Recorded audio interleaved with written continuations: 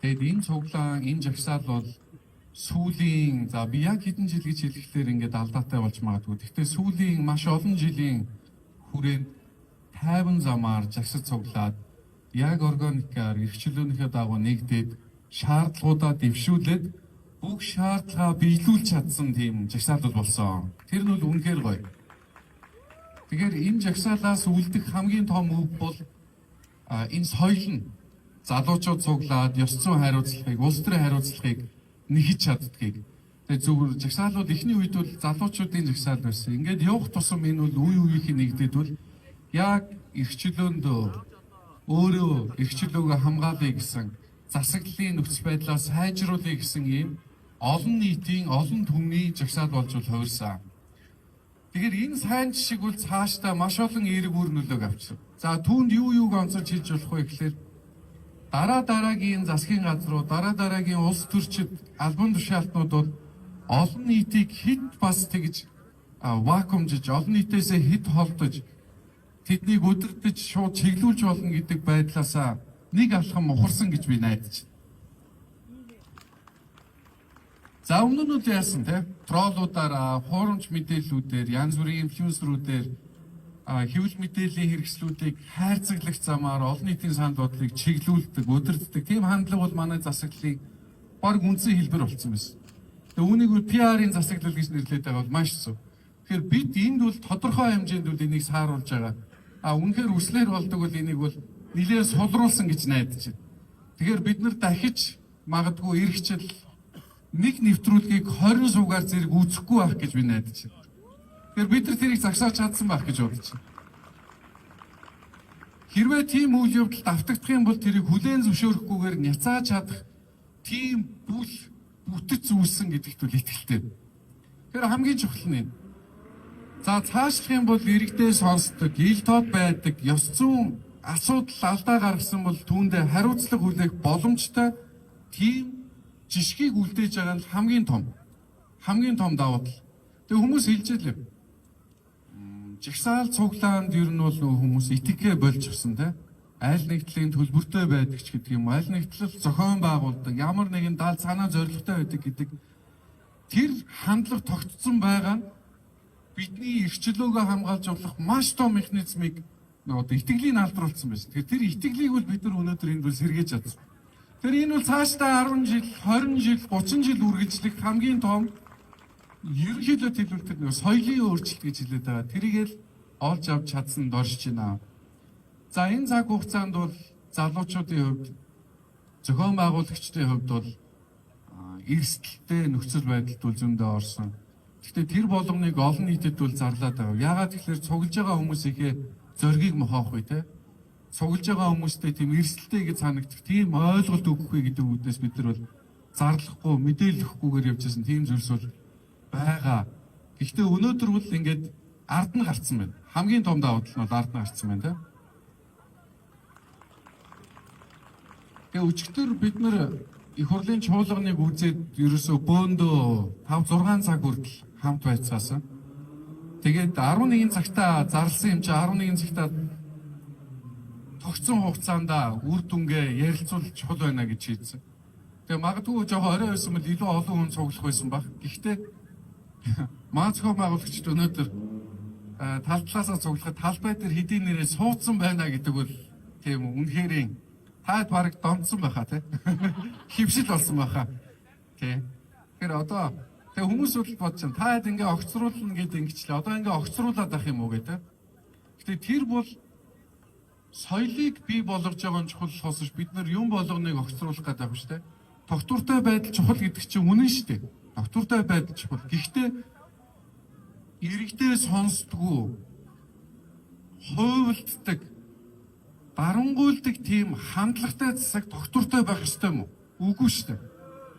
Иргэдээ сонсдог, иргэдээ хүнддэгдэг, олон нийтэд иргэдийнхээ амьдралыг яг боддоор нь таньж мэддэг хүмүүс бол тогтвортой байхыг бид нар дэмжинэ. Тэгэхээр тэр ялгаа заагуудаасаа их зүйл өөр байгаа гэдгийг бол бид нар одоо онцолж таниулах хэрэгтэй. Тэгэхгүй бол зөвхөн ийм гэдэг одоо ийм хайрцагсан үзэл бодлуудаар бидийг нэлээд явсан. Нөгөөтэйгөр 2019 оны ковидын цар тахлын үеэс хойш тогтсон Тэр дэглэм гэж би хэлье. Тэр дэглэмийг бол үндсэндээ өчигдрөөр нурааж чадлаа гэж хэлмээр. Ковидын үед хөл хорьсон, ковидын үед хүний эрхийг хязгаарласан, ковидын үед бусдыг хязгаарлаж айцаар нь өдөртөж болно гэдэг тэр ойлголт бөгөөд тэн дээр суурилсан систем тогтцоход ковид дуусчихад хахад дэглэм нь дуусахгүй байсныг бид нар өчигдөр дуусгаж чадлаа гэж. Тэр бол өөрөө маш том өөрчлөлт. Хүмүүсийн эрхчлөөнд таалдсан биднэрт олцсон боломжийг ухраах гэсэн тэр алхмуудыг бид нар тухай бүрд нь няцааж явах хэрэгтэй. Тухай бүрд нь эсэргүүцэж явах хэрэгтэй. Одоо цаашдаа юу болох вэ гэдэг асуудал гарч байна. За одоо цаашдаа юу болох вэ гэвэл 1 сарын дотор улсын хурал дараагийн засгийн газар дараагийн ерөнхий сайдыг томилох ёстой. Дараагийн ерөнхий сайдыг томилох ёстой.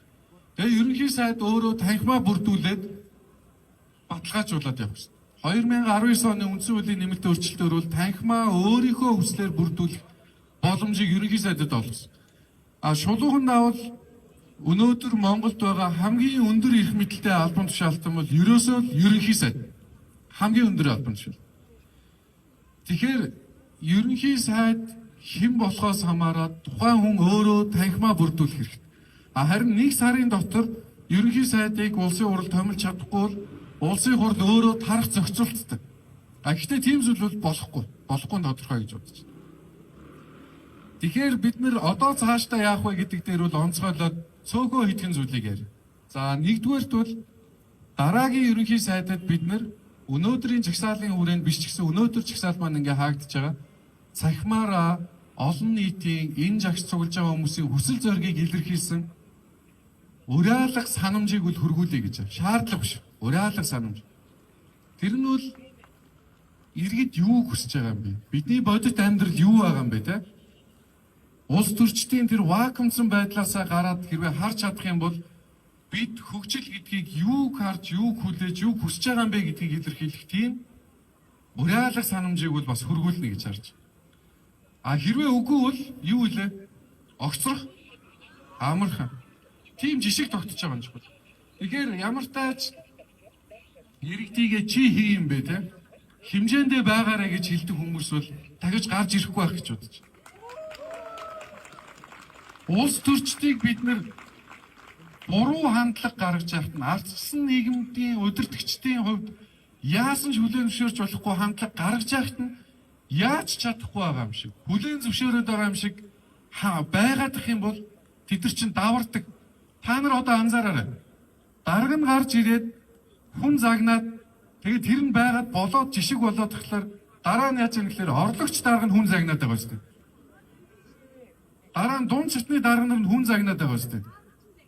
Тэ? Камер дагуулж яваад иргэнэ загнадаг тийм төр байж болох юм уу? Хүлээн зөвшөөрч болохгүй.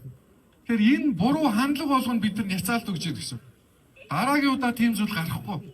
Гарвал тэр хүн өөрөө огцрох болцлоо хангаж ирнэ гэсэн. Тэгэхээр тэр шаардлагыг бид нар дараагийн засагт өгнө. Дараагийн удирдлагууд өгнө. Тэгэхээр тэр хандлага бол нэгдүгээр өөрчлөгдөнө гэдэгт итгэж. За хоёрдугаарт нь бид нар энэ гаргаж байгаа ахиц дэвшил өөрчлөлтөө урт хугацаанд хадгалыг бол бид нар энэ парламентын тогтолцоогоо бэхжүүлэх ёстой. Парламентын тогтолцоо бэхжнэ гэдгийн хамгийн чухал зүйл бол парламент өөрөө хяналттай сүр хүчинтэй болохыг хэлж. За яагаад сүр хүчин чухал вэ гэхээр ерөөсөө онлынхоо хувьд ч жишгийнхээ хувьд ч юу гэдэг гэхээр парламентын дотоод хяналтыг сүр хүчинд хэрэгжүүлдэг. Ирэх баригч хизээч өөрсдөө ирэх баригч өөрсдөө хямдгүй тийм боломж байхгүй. Тэгэхээр ардчилсан нам жишээлбэл сүр хүчний үүргээ гүйцэтгэнэ гэдгээ мэдэгдэж байгаа нь бол бид нар хин нэг огцруулснаас хавьгүй илүү том тогтолцооны урт хугацааны дархлааг олж авч байгаа том ололч юу. За манай хүнийх нь жоохон явахгүй те. Яг үнэндээ. Хүн явахгүй байгаа нь харамсалтай байхгүй. Хүн уул нь явж байвал Монгол хэрэгтэй шүү дээ. Горовдогч нам хэрэгтэй. Сүр хүчин хэрэгтэй. Тэнцвэр хэрэгтэй. Тэгэхээр парламентаа бид нар бэхжүүлэх дараагийн алхам бол парламентыг ил тод байхыг, хуулийн хилцүүлэг иргэдийн оролцоог бодитоор хангадаг байхыг, хуульд иргэд санал өгөхийг тэр саналд нь иргэд ядаж хариу өгдөг байхыг шаардахаас гэлж. Өнөөдөр бид нар улсын хурлын гишүүд хууль баталгахад ямар санал өгснгийг бүрэн гүйцэд мэдэж чадахгүй. Гишүүд чинь таны төлөөлөл үстэй. Тэгэхээр хандлагын хувьд юу гэхээр улсын хурлын гишүүн чинь бидний ажилтан байхгүй. Улсын хурлын гишүүнд бид нар ажил олгоод саналаа өгөөд их хурлын гишүүн гэдэг ажилдаа олгоод явуулсан хүн байхгүй. Тэгэхээр та ажилтнтай бол маргааш ажилдаа ирэхгүй байвал та яах вэ? Үгүй ажиллаа хай гэж чи айч ба гэд ярина үстэй. Гэтэл бид нар яа гишүүнийг тэгж хандгүй. Ажлаа таслаад алга болчвол бид нар ажлаас нь цалингийн нас нь эсвэл хална үстэй. Тэгэхээр их хурлын гишүүд гэдэг бол биднээс ажил авсан, бидүүд их хурлын гишүүдээ ажил олгогч.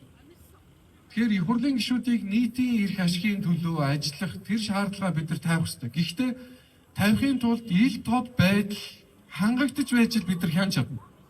Аргагүй шүү дээ. Хэн ирж байгаа, хэн ирэхгүйг мэдэхгүй бол бид нар яаж шаарддаг? Намайг төлөөлөөд хууль батлахад ямар санал өгснгийг би мэдэж чадахгүй бол яаж шаарддаг юм?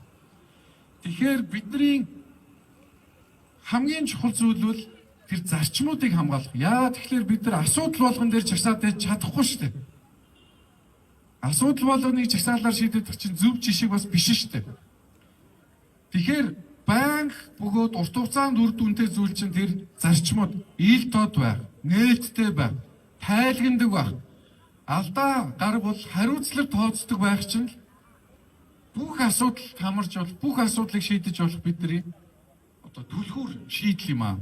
Тэрийгэ шаардах хэрэгтэй гэж хэлж байна. Таад яг юм нөгөө айгу албан ёсны юм ярих л явахгүй те.